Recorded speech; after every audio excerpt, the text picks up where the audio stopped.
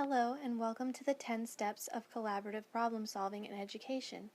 Today, we'll be looking at what CPS is and setting a scene that is handled with the CPS process. So what is CPS? Well, according to the NAEP, the assumption is that collaboration for a group task is essential because some problem-solving tasks are too complex for an individual to work through alone, or the solution will be improved from the joint capacities of a team. Essentially, collaborative problem-solving module, according to Detmer, is meant to align with the needs of the student or students and give guidance to the network of educators working with the students on how best to communicate with one another on any issue, be it individual students' needs, workplace discrepancy, or self-doubt. The primary concern, however, is to reassure co-educators and all educators of their abilities to provide a high-quality education for all students.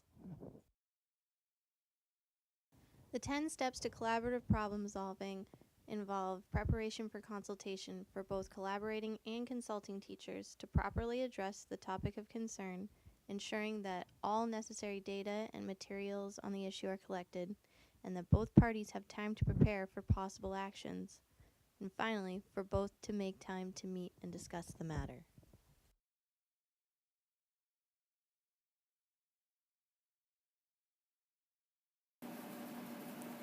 Let's consider this first part of the process. Suppose now that we have a teacher who needs consultation due to poor communication with the paraprofessional in her classroom about the needs of a certain student. She sent you an initial email reaching out to you for help that states the following.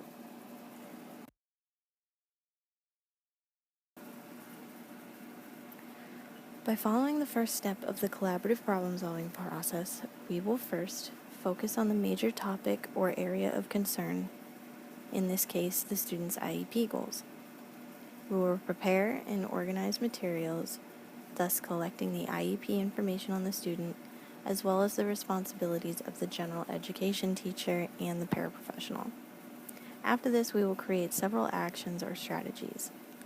It is good to evaluate the situation from the perspective of all parties involved, creating initial plans for the teacher seeking consultation specifically. It's good to touch base before the initial meeting and can often occur informally, such as with this email. However, according to Detmer, consultants need to give each collaborator enough advance notice and time to prepare. They will want to provide convenient and comfortable settings for the interaction, arranging the seating so there is collegial atmosphere with no phone or drop-by interruptions and assuring privacy. Lastly, we will reply to this teacher's email, of course, with regards to the following and set up a convenient and appropriate place and time to meet to discuss the situation at hand. We have responded and some time has passed since our original conversation with the general education teacher, Anne, has occurred. Now it's time to meet and discuss the situation. This is where we initiate consultation. Hello, you must be Anne. I understand that you have been working closely with a paraprofessional in your classroom. Is that right? Yes, for the past year or so now. She attends the classes with the students she has been assigned to in accordance with their IEPs. She's fairly new, but she has incredible skills when it comes to working with her students.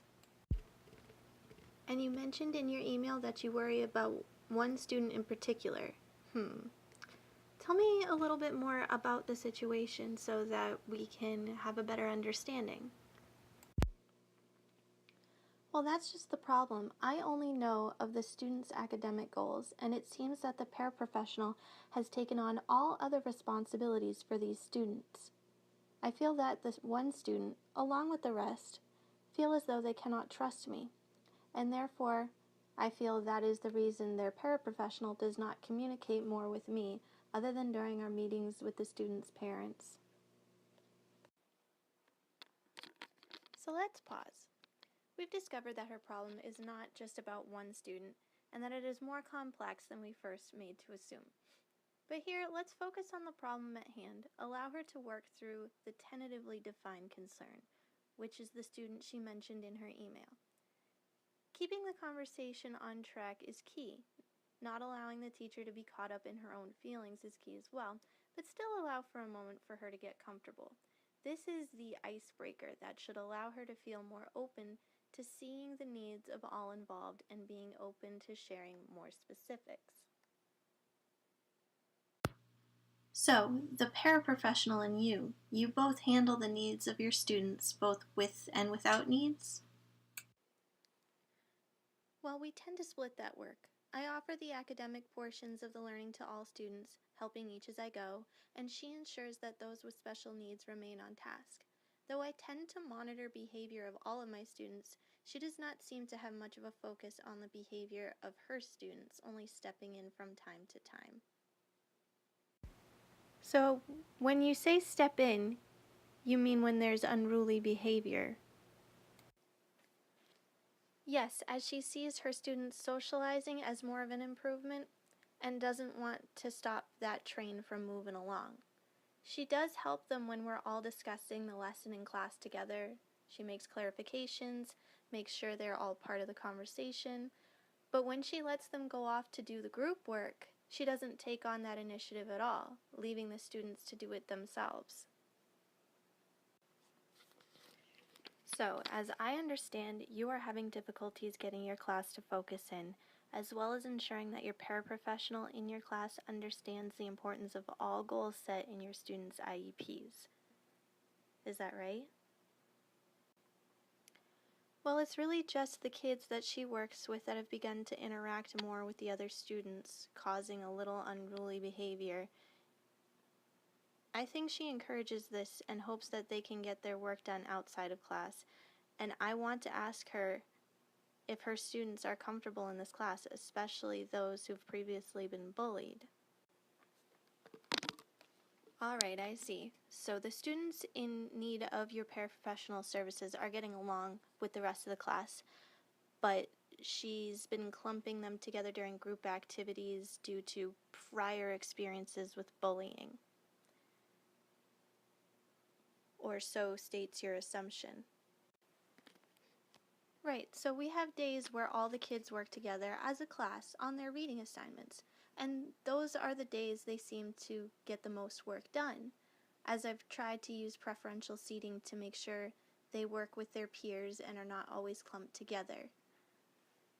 A part of their IEP goals was trying to build on social skills.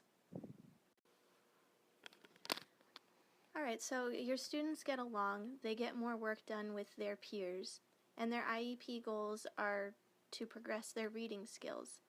But you also mentioned social skills. This one student you mentioned before, is the socializing with just the students the paraprofessional works with becoming a problem, or is a lack in peer motivation? Is he working with other students? Is he having more behavior problems working with the students that also have special needs? Tell me more. My whole class works together very well when it comes to doing group discussions, but during interdependent group activities, like when I cluster them in smaller groups, this one student in particular that works with the paraprofessional tends to do better when he's placed in a group with students that don't have disabilities. I really think it comes down to the classroom being set up in small clusters that allow the paraprofessional to kind of take those students and place them all together. And I think I need to rethink my seating arrangements. So another pause. After having collected and organized the relevant information, we now have isolated the problem and identified concerns. It's time to start generating solutions and creating a plan to help the general education teacher here and her paraprofessional stay in good communication. If I may recommend a few changes, if possible, to your classroom setup, as you said. I can understand the paraprofessional keeps the students she's assigned to close together in the room. As some work better with others, as you say, you still want to make sure that they are reaching their reading goals as well as their social goals.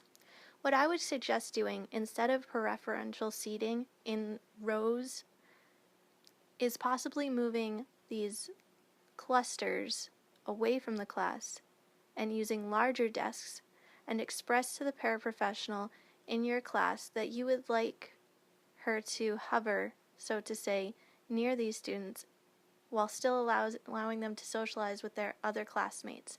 This way, it puts their attention on you during class time and still ensures that they are meeting their goals and that the paraprofessional is doing her job. The one student whom you described to me in your initial email, I think will take some time getting used to not having the para near them at all times. But I would first talk with this student and possibly with their parents about the paraprofessional's presence with him in the classroom. I would like to see this done, but as for the rest of the students she is responsible for, I should ensure that those who need her are placed at a table nearest her. One student in particular who uses assistive technology to type will most certainly need to be placed closer to her. But I like the idea of helping the others build their independence. The most important thing here is to do what is best for the students. But before making drastic changes to the room, I would still advise that you make sure you have their IEP information as to ensure that they are not being brought too far away from the necessary services that the paraprofessional provides to them. I will, and I really do think that given that most of these students show a wanting to be independent, that with some guidance and more redirection, I can most certainly get them on track for their reading goals to be met. Clustering, as you said, with larger desks rather than these smaller desks that let them move around the classroom too much will be most beneficial to the student I spoke of earlier. I've tried this once before with another class. A student in that class had a similar learning disability, but their behavior was worrisome and distracted the rest of the class when they were placed in groups. You as the teacher have the prior experience with this situation, so that means to accommodate and ensure your students' success, making your goal for this class to foster their learning, provide positive feedback, and give them the opportunity to grow as individuals. Your paraprofessional should understand that it is their responsibility to see that you are doing that in accordance to her students' IEPs, and should understand that her presence in the classroom should be to help the students learn and to keep their behavior under control, as you mentioned is her responsibility, so that that does not end up falling on you. You are right, we need to be able to work together and not against each other. You mentioned hovering, which is something that she most certainly has a habit of doing when the students are completing independent work. Some do need extra help, whereas others seem to lean on her when they can accomplish the task on their own. I feel like I'm assuming too much about her responsibilities, but she does have a tendency to hover too long with certain students and not enough with others that need help as well. Well, it's never safe to assume what the students can and cannot accomplish, but you did say that when they're amongst their peers, they work better, and you're making a good judgment from what I'm hearing in terms of your observations of your classroom thus far. Clustering the students in these larger desks rather than small desks that let them move around, as you said, who do not require as much one-on-one time with the paraprofessional, will put her focus back on helping the students who truly need it, such as the one you mentioned who uses assistive technology, and will better allow you to be the other student's main point of contact when they need help.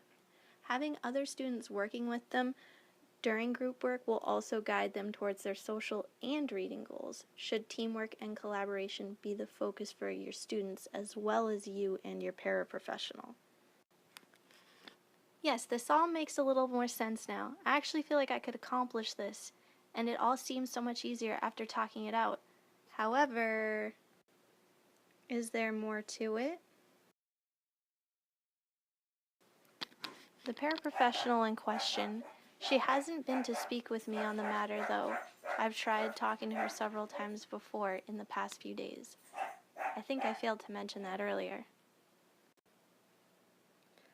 How about we plan to follow up on our discussion with her here, say in 2 weeks, to see how you both work together on helping your students meet their IEP goals. If you feel the need to contact me before then, please do. Thank you so much, I most definitely will. So even though the teacher has not heard from the paraprofessional that works with the students in her class, we've completed the initial process of the CPS system and given her a plan, goals, and the means to address the issues with the IEP team if necessary. Given the situation, we may hear back from her again soon, thus completing the 10th step of the CPS process. So thank you so much for watching, and additional resources will be linked at the end of this video on the CPS process.